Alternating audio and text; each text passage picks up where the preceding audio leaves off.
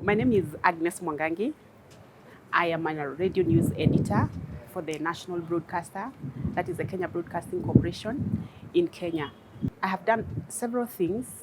I didn't begin as an editor.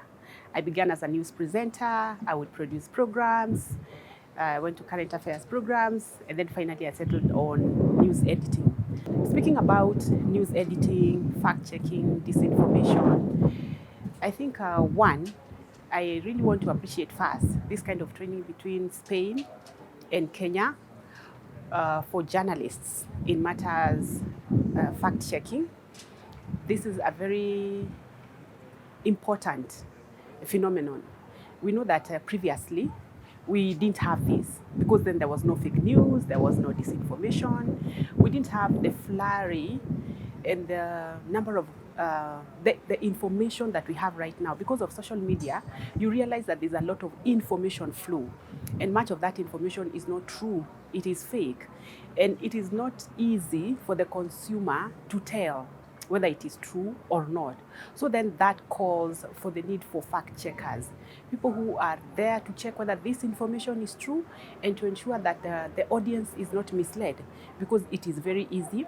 And when the audience is misled, it can be disoriented. It can lose its trust in a media house. And that means people can leave. The audience can leave, because if they feel you're not giving them real information, or if you're giving them false information, no one wants to feed on false information.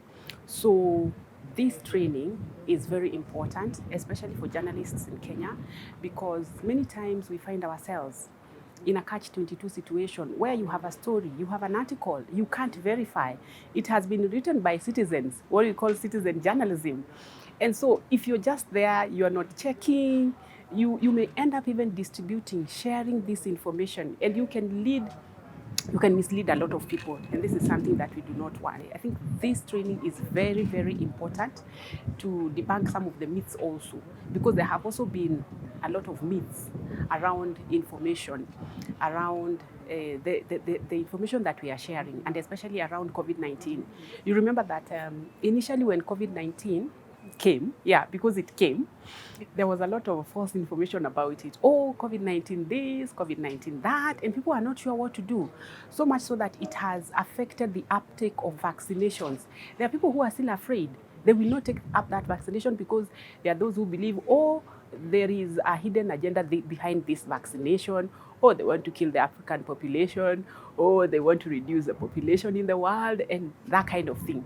So you see that people who are vulnerable are not able to take up the vaccine because of the loads of misinformation and fake news surrounding this COVID-19 vaccine.